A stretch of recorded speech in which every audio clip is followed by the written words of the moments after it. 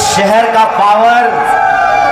Powerloom city Malegaon के सभी आदरणीय बुजुर्गों का, हमारी माताओं बहनों का, नौजवान दोस्तों का, प्यारे बच्चों का, इस शहर के एक एक वाशिंदों का जो बुनकरी का काम करते हैं, दुकानदारी का काम करते हैं, मेहनत मजदूरी करते हैं, बिजनेस करते हैं, नौकरी करते हैं, आप तमाम मेहनत कश आवाम का क्रांतिकारी इस्तकबाल करता हूं, आपका हार्दिक अभिनंदन करता हूं। साथियों, सबसे पहले तो मैं आप सबका तहे दिल से शुक्रिया अदा करना चाहता हूं कि एक ऐतिहासिक मौके पर एक ऐतिहासिक शहर के ऐतिहासिक वासिंदों से हमारा तारुफ हो रहा है, हम आपसे रूबरू हो रहे हैं। हम शुक्रगुजार हैं हमारी पार्टी कांग्रेस पार्टी के तमाम नेताओं और कार्यकर्ताओं का, इस मंच पर उपस्थित महाविकास अघाड़ी के, इंडिया अलायंस के सभी पार्टी के तमाम लीडरान का, तमाम कार्यकर्ताओं और नेताओं का मैं दिल से शुक्रिया अदा करता हूं। और एक छोटा सा करेक्शन है, अभी हमारे आमदार साहब के, बेग साहब के तारुफ में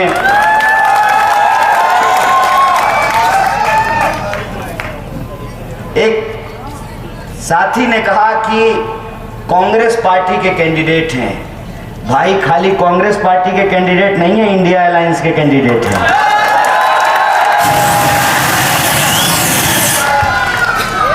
बेग साहब महाविकास अघाड़ी के कैंडिडेट हैं और आज यहां हम सिर्फ कांग्रेस पार्टी की बदौलत नहीं, इंडिया अलायंस की बदौलत आपसे दो चार बात करने के लिए हाजिर हुए हैं। साथियों, ये बड़ा अच्छा मौका है कि आज 15 नवंबर है और आज ही के दिन गुरुदेव नानक देव जी की जयंती है, उनका प्रकाश पर्व है। उनके बारे में मैं एक मसला, एक वाक्य आप लोगों से सुनाना चाहता हूँ। एक बार एक जगह पे कुछ लोग पानी चढ़ा रहे थे, तो गुरुदेव ने पूछा कि ये पानी कहाँ चढ़ा रहे हो? तो लोगों ने जवाब दिया कि पुरखों को पहुँचा रहे हैं। थोड़ी देर के बाद जब दूसरा जत्था आया तो गुरुदेव पानी जो है वो पीछे फेंकने लगे। तो लोगों ने पूछा कि ये पानी कहाँ पहुँचा रहे हो? तो गुरुदेव ने कहा कि हम पंजाब पहुँचा रहे हैं ताकि हमारे खेतों में फसलों की सिंचाई हो जाए। लोगों ने कहा कि अरे पीछे फेंकने से पंजाब थोड़ी पहुँचेगा। कहा कि आगे फेंकने से पूर्वजों तक पहुँच जाता है, तो पीछे फेंकने से पंजाब भी पहुँच जाएगा। गुरु नानक देव जी का ये प्रसंग मैं आपको इसलिए सुना रहा हूँ कि गुरु नानक देव जी अंधविश्वास का विरोध किया करते थे। और आज हम जिस जमाने में रह रहे हैं, 21वीं सदी का जमाना है। हम चांद पर चले गए। आज पूर्णमासी का चांद है, फुल मून है। ईद पर भी हम चांद का इंतजार करते हैं और करवा चौथ पर भी। धरती पर जमी पे खड़े होकर जिस चांद का इंतजार करते हैं, इंसान की बदौलत, विज्ञान के बदौलत इंसान उस चांद की धरती पर जा खड़ा हुआ। ये शिक्षा की ताकत है, ये तालीम की ताकत होती है। महाराष्ट्र डॉक्टर बाबा साहब भीमराव अंबेडकर की जन्मभूमि है। डॉक्टर अंबेडकर कहा करते थे, एजुकेट, ऑर्गेनाइज, एजिटेट। शिक्षित बनो, संगठित हो और अपने हक के लिए संघर्ष करो। किसी के मांगने से कोई किसी को कुछ नहीं देता है। अगर आपके भीतर कुव्वत है, आपके भीतर ताकत है, तो आप संगठित होकर अपने हक और अधिकार को हासिल कर सकते हैं। यही इंसान की मियाद होती है। और यह जो संगठित होने का, संघर्ष करने का जो हमारा इतिहास है, तो आज एक बेहतरीन मौका है। आज 15 नवंबर धरती आबा भगवान बिरसा मुंडा की जयंती है। बिरसा मुंडा साहब कहा करते थे कि अंधविश्वास पे भरोसा मत करो, चोरी मत करो, शराब मत पियो, आपस में झगड़ा मत करो, धरती को भगवान की तरफ पूजो, और जो गोरे लोगों ने हमारी धरती पे कब्जा किया है उसके खिलाफ उलगुलान करो और अपनी जमीन को आजादी दिलाओ, अपनी जमीन को मुक्ति दिलाओ। आज ये सब जिक्र मैं आपके सामने क्यों कर रहा हूं? आपको लगेगा सियासी आदमी है, वोट का वक्त है, अपने कैंडिडेट का चुनाव प्रचार करेगा, अपनी पार्टी के बारे में अच्छी अच्छी बातें करेगा। हमारे यहाँ कहावत है, अपने दही को कोई खट्टा नहीं कहता है। आप किसी भी जलसे में चले जाइए, लीडरान आएंगे, नेता आएंगे, अपने कैंडिडेट के बारे में सिर्फ अच्छी अच्छी बातें बताएंगे, अपनी पार्टी के बारे में, अपने मोर्चे के बारे में जलसे में सिर्फ अच्छी अच्छी बातें बताएंगे।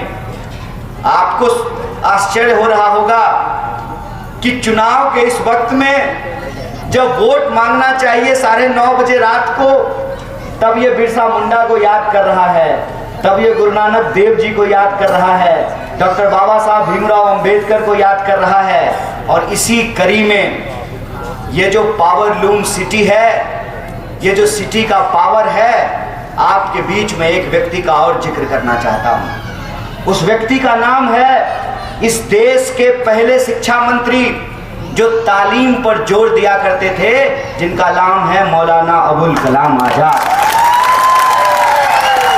वो कहते थे कि आप इंसानों को पढ़ने दीजिए, ये मत बताइए कि क्या पढ़ना है। एक बार इंसान अगर पढ़ना लिखना सीख जाएगा तो यह भी जानना सीख जाएगा क्या सही है क्या गलत है।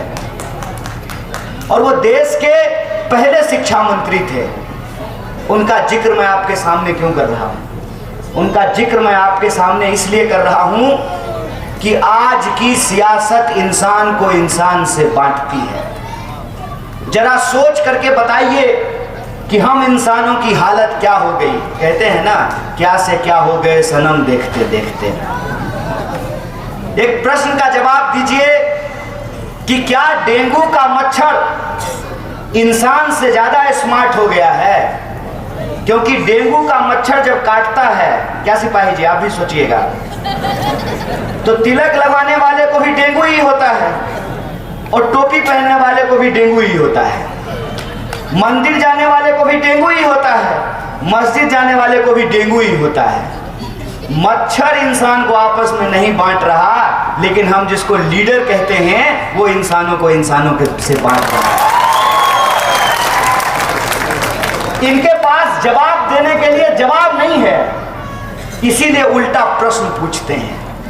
हम कहते हैं कि आप हमारे सवालों का जवाब दीजिए कि जो वादे करके इस देश में सरकारें बनी, जो वादे करके प्रदेश में सरकार बनी, कितने वादों को सरकारों ने पूरा किया है, और अगर पूरा नहीं किया है तो सियासत में, हमारी देश की जमहूरियत में, देश के आईन में, संविधान में यह बात लिखा हुआ है कि 5 साल में हमको सरकार बदल देनी है। इधर हमारी कुछ माएँ खड़ी हैं।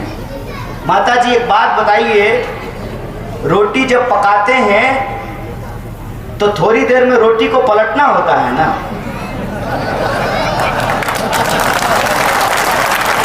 रोटी को अगर पलटेंगे नहीं तो रोटी जल जाती है। सत्ता में अगर आप पलटेंगे नहीं तो इंसान अहंकारी बन जाता है।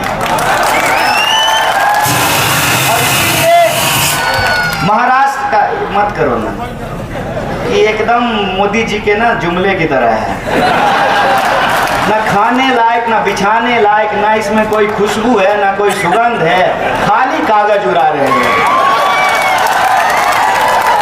इसको देख करके मुझे जो है ना वो 2000 का नोट याद आ रहा है, गुलाबी वाला। छोड़ दो, मत बर्बाद करो पेपर। ऐसे ही देश को 10 साल में उन्होंने बहुत बर्बाद कर दिया है। मेरा प्रश्न ये है कि 5 साल में यह व्यवस्था की गई है कि अगर आप काम कर रहे हैं तब तो आपको रखा जाए, अगर आप काम नहीं कर रहे हैं तो आपको पलट दिया जाए। रोटी जलती है और नेता अहंकारी हो जाते हैं, अपने सत्ता के अहंकार में जलने लगते हैं, ऑटो पायलट पे हो जाते हैं। आपके बीच जो हमारे प्रत्याशी हैं ये एक जमीनी कार्यकर्ता हैं, ये 50 करोड़ रुपया देकर के टिकट नहीं लाए हैं। ये आजकल जो है महायुक्ति की सरकार में हो रहा है और आप महाराष्ट्र के लोग हैं, आपको ये विचार करने की जरूरत है। महाराष्ट्र के इतिहास में जो आज तक नहीं हुआ वो महाराष्ट्र में हुआ। जैसे मॉल में वो सुपरमार्केट है ना आपके शहर में, वहाँ सब सामान बिकता है, खाने का सामान बिकता है, पहनने का सामान बिकता है, तेल बिकता है, साबुन बिकता है, जूता चप्पल। महाराष्ट्र में इस बार आमदार बिक रहे थे, एमएलए बिक रहे थे। जैसे घोड़ा बकरी बिकता है ना, मुर्गा मुर्गी, वैसे ही आमदार बिक रहे थे। लोगों ने वोट दिया किसी और को और वो जनता का वोट लेकर के चले गए किसी और के पास। कितने बड़े बेईमान हैं वो देखिए। अजीत पवार साहब एक वीडियो में बोले कि दिल्ली में एक मीटिंग हुई, जिस मीटिंग में गौतम अदानी मौजूद थे। बताइए महाराष्ट्र में सरकार किसकी बनेगी, इसका फैसला तो महाराष्ट्र की आवाम करेगी ना, यहाँ की जनता करेगी ना कि कौन सरकार में आएंगे। कि गुजरात का एक व्यापारी बैठ करके तय करेगा कि महाराष्ट्र में किसकी सरकार बनेगी। मैं कहता हूं ये लोकतंत्र का अपमान है, ये जमहूरियत का अपमान है महाराष्ट्र के लोगों।